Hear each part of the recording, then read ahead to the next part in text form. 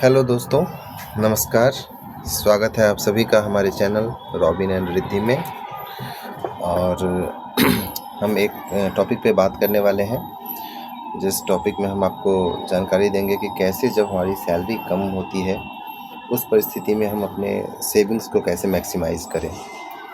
और ये एक बहुत बड़ी समस्या है आजकल, क्योंकि हम सेविंग्स बहुत कम कर पाते हैं। मैक्सिमम लोगों की हैबिट ही नहीं है सेविंग्स करने की। उस कारण से क्या होता है कि आप हर समय एक फाइनेंशियल क्राइसिस की स्थिति में रहते हैं, और ख़ास कि जब सैलरी कम हो उस समय में ये परिस्थिति ज़्यादा दिक्कत महसूस कराती है। तो ठीक है, तो हम इसमें कुछ तरीके बताएंगे, रियल लाइफ एग्जांपल्स बताएंगे, और आपको और एक्शन प्लान भी बताएंगे कि क्या एग्जैक्टली हमें करना क्या है इसके लिए। तो चलिए हम आगे चलते हैं। ठीक है,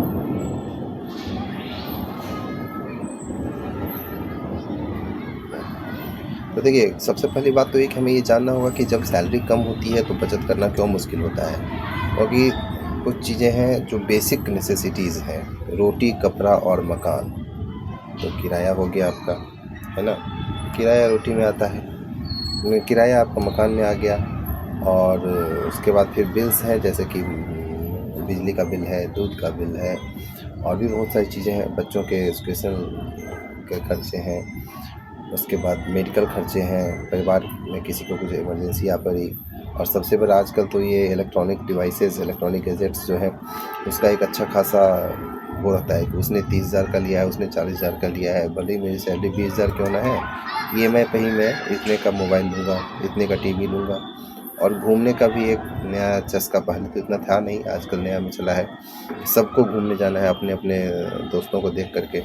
अपने इनकम को ना देखते हुए लोग अपने एक्सपेंसेस को काफ़ी एक्सॉर्बिटेंटली जो है सो काफ़ी ज़्यादा उसको करते रहते हैं। तो अब किसी का सपोज करिए कि सैलरी ही 18,000 है, तो उसका किराया और ट्रैवलिंग में तो इतना खर्चा मान के चलिए फिक्स है। सपोज करिए उसने 7,000 का रूम ले रखा है, तो ये तो कहीं नहीं जा रहा है, ये तो उसको करना ही करना पड़ेगा।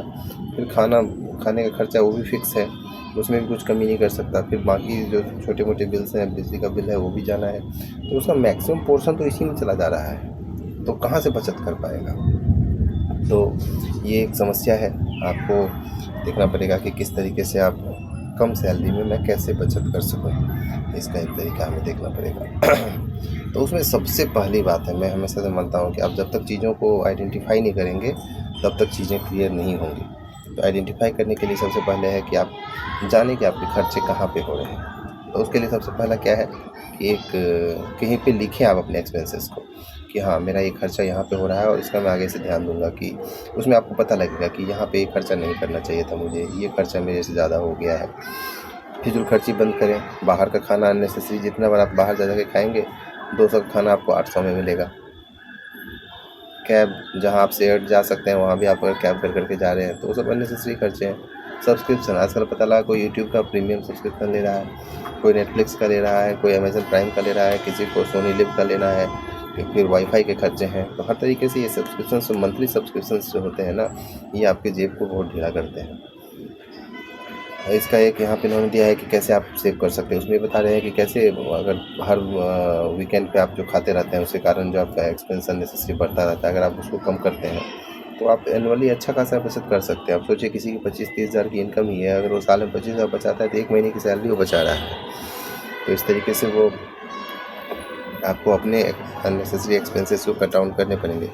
ये फालतू का नहीं खाना है, जब तक इसको करते रहना है। आप जितना ट्रैक करेंगे अपने एक्सपेंसेस को उतना वो आपके लिए अच्छा रहेगा। तो सबसे पहला तो था कि हम ट्रैक करें। उसके बाद एक चीज़ है कि हम सेविंग्स को ऑटोमेटिक बनाएं। कहने का मतलब ये ना सोचें कि पैसे बचेंगे, मैं पैसे मैनुअली डालूंगा कहीं पे, एफडी खोल के उसमें हर महीने डालूंगा, हर महीने कहीं पे जमा करूंगा। वो तरीका नहीं होता है। आप एक मैंडेट सेट करें और हर मंथ उस आपके सेविंग अकाउंट से जो है आरडी का पैसा, आरडी में जो है, चाहे म्यूचुअल फंड को सेट कर दें कि 1,000 रुपये ही कटेगा, 2,000 ही कटेगा, बट हर महीना वो कटेगा। तो इस तरीके से क्या होता है कि और उसमें ऑटो डेबिट सेट कर दें। अगर इसमें हम देखते हैं कि 500 रुपीज़ पर मंथ भी करते हैं तो 6,000 रुपीज़ का आप साल में इन्वेस्टमेंट कर ले रहे हैं।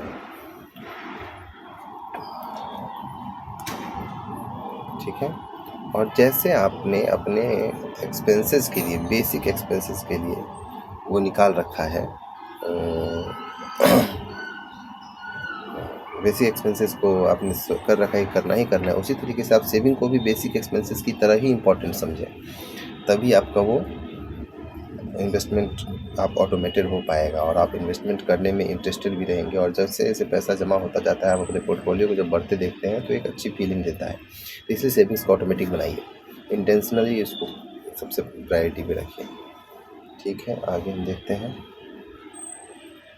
कर्ज का बोझ। ये कर्ज बहुत ख़राब चीज़ है। 100 रुपये का कर्ज लेते हैं आप, 200 रुपये पेमेंट चुकाते हैं, उसका 100 रुपये इंटरेस्ट देते हैं और टोटल आप 100 का 200 चुकाते हैं। कई बार क्या होता है कि हम किसी उससे क्रेडिट कार्ड से तो किसी ऐप से बहुत हाई इंटरेस्ट रेट पे हम लोन लेते हैं।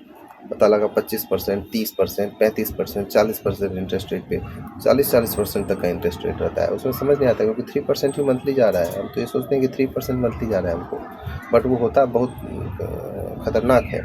इस तरीके से आप उसमें एक EMI ट्रैप में फंस जाते हैं। पता लगा आपने 10,000 का भी लोन लिया, आप साल भर में सिर्फ 4,000 रुपये तो सिर्फ इंटरेस्ट दे रहे हैं। तो ये बहुत ही, ये जो इक्वेशन है बहुत ख़राब हो जाता है। आपको ये चीज़ ठीक करना पड़ेगा।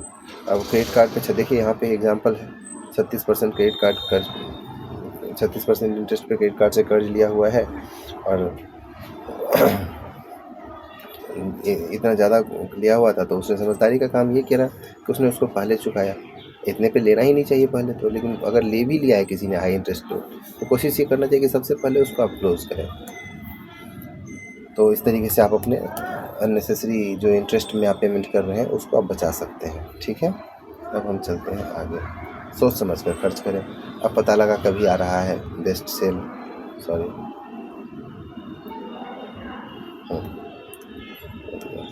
ठीक है, कहीं पे पता लगा इस नाम से डाल दिया, कहीं पे डिस्काउंट डाल दिया, कहीं पे स्पेशल ऑफर बोल दिया, यहाँ 50%।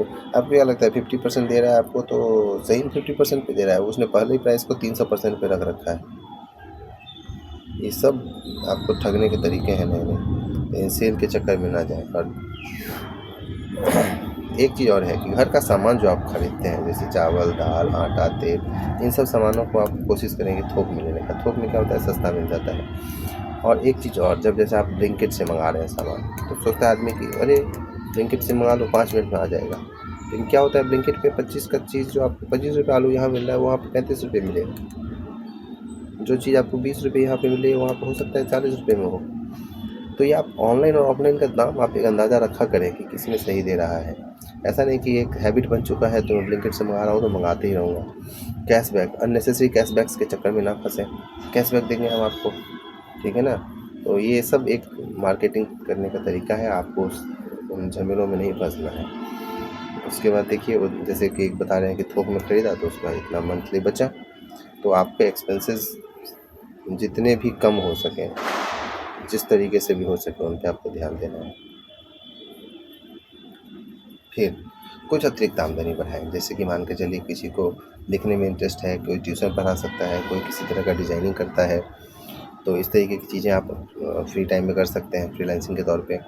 उसके बाद जो पुराने सामान है आपके घर में, अननेसेसरी सामान रखे हुए हैं, सपोज करिए जो जिसका आपको कोई मतलब नहीं है, कोई काम नहीं है, सपोज करिए आपने कोई ऐसा सामान खरीद लिया, जैसे मेरे केस में है कि मैंने एक ट्रेडमिल खरीद लिया और वो ट्रेडमिल का काम ही नहीं होता है, तो उस तरह के सामान को आप OLX है, सॉरी बार बार इधर हो जा रहा है, हाँ ठीक है।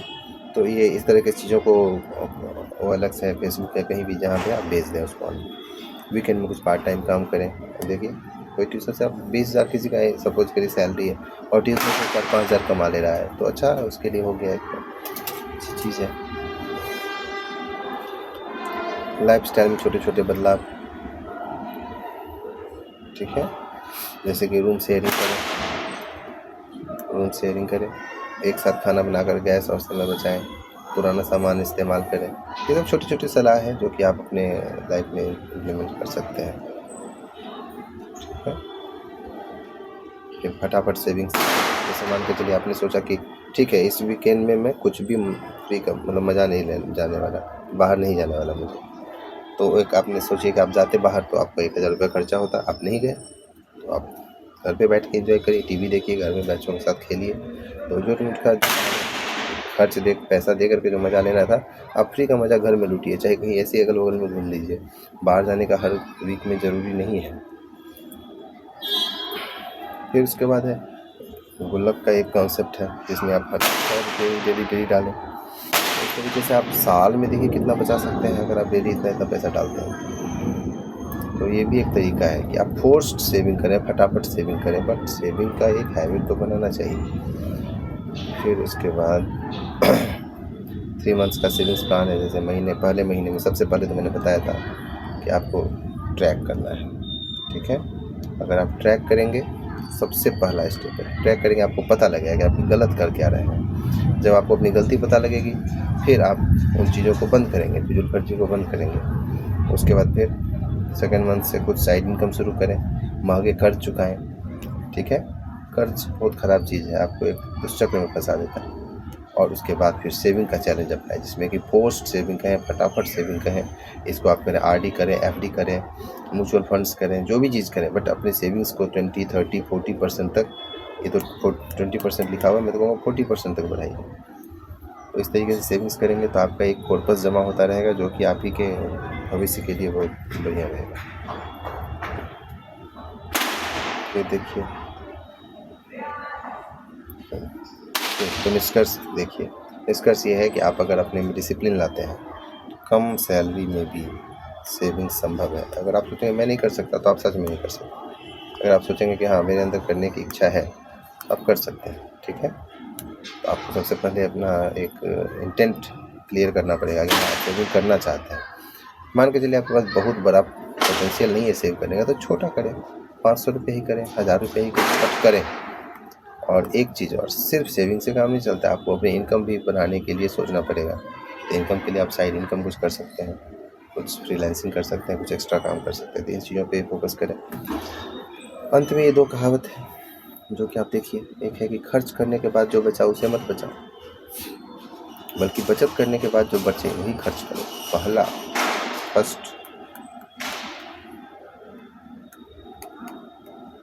Savings, second expenses. अगर आपकी हैबिट पहले एक्सपेंसेस की है और फिर सेविंग की है, तो आप कभी सेविंग्स नहीं कर पाएंगे। अगर आपकी हैबिट पहले सेविंग्स की है फिर एक्सपेंसेस की है, तब आप सेविंग्स कर ले जाओगे। तो इसी मूल मंत्र को अपने लाइफ में अपना लो। पहले मैं 25,000 आया मेरा वेतन, तो मैं 3,000 रुपये ही सही, लेकिन उस 3,000 को हटा के रख दूँ कि ये 3,000 मेरे अब कोई नहीं छू सकता, मैं भी नहीं छू सकता। फिर जो 22,000 बचा उसको आप एक्सपेंसेस करिए, आपको एक हैबिट बन जाएगी। आप बेहतरीन तरीके से अपने सेविंग्स को धीरे धीरे एक डिसिप्लिन लाएंगे और बढ़ाते जाएंगे। तो ठीक है, चलिए, ये हमने फाइनेंस की सीरीज़ में एक वीडियो डाला है और इसमें हम और भी वीडियोज़ डालते जाएंगे, कंटिन्यू करते जाएंगे। आप सभी से रिक्वेस्ट है कि आप सब अपने अपने सेविंग हैबिट को डेवलप करिए। और हमारा चैनल अगर अच्छा लगता है, हमने कंटेंट डालना शुरू किया है, अगर अच्छा लगता है, धीरे धीरे हम और इम्प्रूव करेंगे। तो होपफुली आप सभी इस कंटेंट को अभी से लाइक करना पसंद करेंगे, और अच्छा लगे तो और सब्सक्राइब भी करिए और शेयर भी करिए, ठीक है। फिर थैंक यू, धन्यवाद आप सभी का।